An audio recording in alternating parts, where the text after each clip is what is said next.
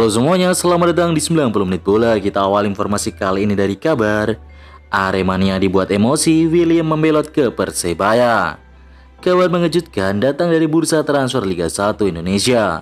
Aremania membocorkan gelandang serang Arema FC, William Marcelio tengah dalam negosiasi dengan Persebaya Surabaya. Kabar ini mencuat setelah akun Instagram @memecomicarema mengunggah instastory yang menyebutkan pemain asal Brazil tersebut akan menandatangani kontrak di akhir musim ini. William wes nego neng Melon Timur, akhir musim wes TTD kontrak, tulis akun tersebut. Unggahan ini pun langsung menarik perhatian publik, terutama di kalangan bonek dan bonita. Akun Instagram @kitabonek bahkan turut mengangkat isu ini dengan mempertanyakan apakah story terbaru dari William merupakan kode kepindahannya ke Persebaya Surabaya. William adalah pemain Ciamek yang sangat dicintai Aremania musim ini. Jika pindah ke Persebaya, tentu ini akan membuat banyak Aremania kecewa. Arema FC kemungkinan versi Persebaya di Kanjuruhan. Pertandingan ini akan jadi perhatian banyak pihak. Pasalnya, tragedi Kanjuruhan pada 1 Oktober 2022 lalu juga terjadi saat pertandingan antara Arema FC melawan Persebaya Surabaya di Stadion Kanjuruhan. Laga ini berakhir dengan skor kekalahan Arema FC dengan skor 2-3. Sementara itu, Bupati Malang Muhammad Sanusi menjanjikan jika Stadion Kanjuruhan bisa digunakan Arema FC setelah Lebaran.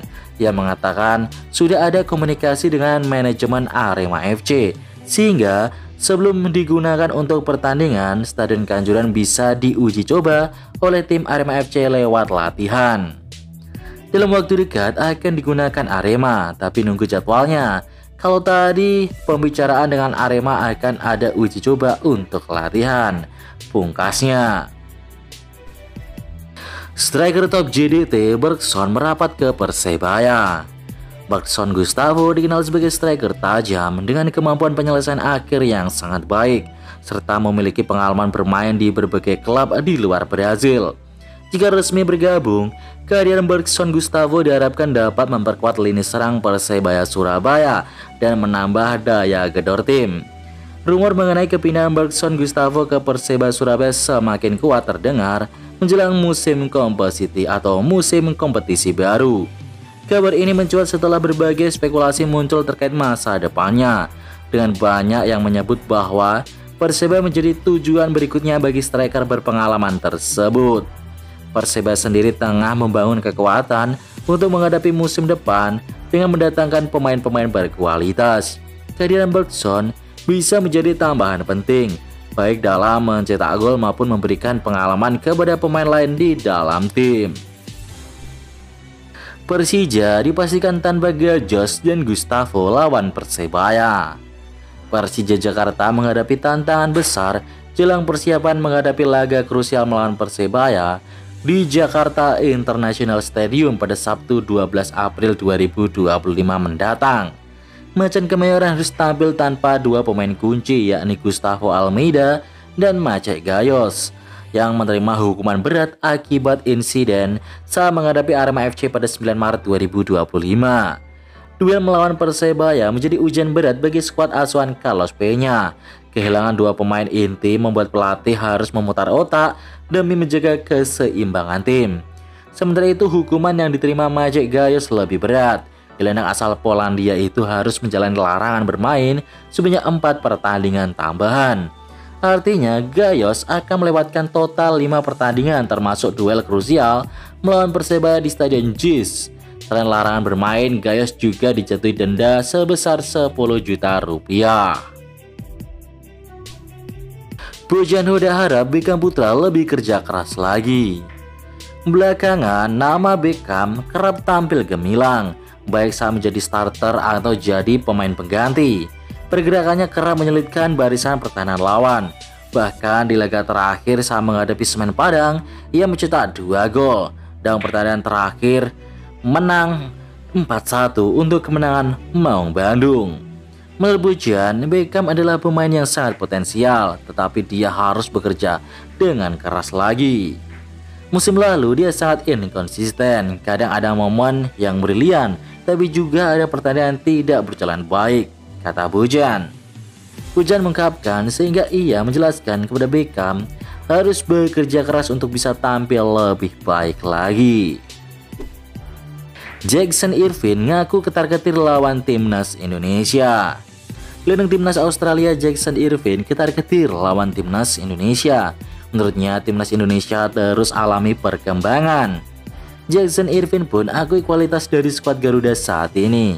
Menurutnya timnas Indonesia memiliki komposisi pemain yang berkualitas dan terus berkembang. Irvine mengaku telah menelaah kekuatan lawan sebelum pertandingan krusial tersebut. Gelandang Saint Pauli itu menilai timnas Indonesia terus berkembang dari setiap pertandingan yang mereka mainkan. Irvine juga mengakui timnas Indonesia memiliki pemain yang berkualitas di setiap lini. Kualitas para pemain ini kemudian menular ke pola permainan yang semakin baik.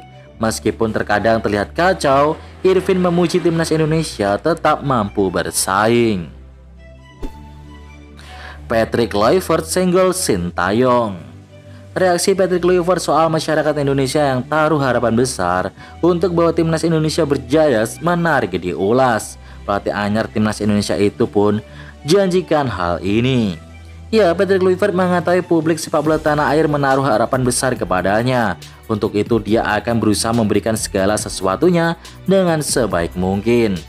Patrick mengatakan akan bekerja keras membawa perubahan dalam timnas Indonesia. Dia pun mengapresiasi pelatih sebelumnya, Sintayong, yang telah membawa skuad Garuda sejauh ini. Jika saya bisa, tentu saja saya telah berusaha sebaik mungkin. Itu tidak mudah. Pelatih Sintayong telah berada di sana selama 5 tahun, ucap Patrick. Ia melakukan pekerjaan dengan sangat baik.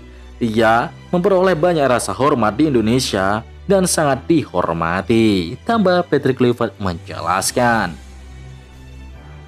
Timnas Indonesia dikasih bus tidak layak di Australia. Bus yang menumpangi pemain timnas Indonesia di Australia tidak layak. Mengutip dari akun Instagram @nusantara_ballers, terpantau bus yang membawa pemain beserta staf pelatih timnas Indonesia berwarna putih dan terdapat bacaan Murray di sampingnya. Jika ditelisik lebih dalam, ada yang kurang bagus dari bus tersebut. Ketika menjemput pemain timnas Indonesia di stadion tempat latihan di Sydney, lampu depan di bus tersebut hanya menyala sebelah. Padahal lampu sangat krusial untuk sang sopir saat berkendara di malam hari. Penerangan yang minim berpotensi mengakibatkan kecelakaan yang ujung-ujungnya dapat merugikan timnas Indonesia. Selain itu, bus juga dinilai agak kecil sehingga tidak dapat menampung 27 pemain beserta staf pelatih timnas Indonesia. Hal itu terlihat dalam story Instagram para pemain. Dalam unggahan itu, terlihat Nathan Joaon berdiri saat bus tengah berjalan. Sekarang satu harapannya, sederet kekurangan di atas atau tadi tidak mengurangi motivasi pemain timnas Indonesia dalam bermain. Highlight kualifikasi Piala Dunia Zona Asia Australia versus Indonesia. Timnas Australia gak cuma menang, tapi menghajar Indonesia yang bermain terbuka di bawah Patrick Kluivert. Kevin Dix gagal penalti di awal laga dan Nathan Joaon bermain buruk di laga ini. Skor akhirnya 5-1, sungguh memalukan bagi timnas Indonesia yang punya ekspektasi tinggi. Sementara itu, di pertandingan lainnya Jepang lolos ke Piala Dunia 2026. Kepastian itu didapat usai Jepang menang 2-0 atas Bahrain di matchday ke-7 grup C, babak ketiga kualifikasi Piala Dunia. Hasil ini membuat Jepang ada di nomor 1 dengan 19 poin yang sudah pasti lolos. Diikuti Australia dengan 10 poin. Di bawahnya ada Arab Saudi, Indonesia, Bahrain, dan China dengan poin sama 6. Tapi Arab Saudi dan China belum main ya. Reaksi Sintayong timnas dihajar Australia. Mantan pelatih timnas Indonesia Sintayong ikut meramaikan nonton bareng laga matchday ke-7 kualifikasi Piala Dunia antara Australia versus Indonesia. Timnas Indonesia harus remuk redam dengan skor 5-1 di markas Australia. Kegagalan tersebut membuat kans timnas Indonesia lolos ke Piala Dunia 2026 semakin terancam.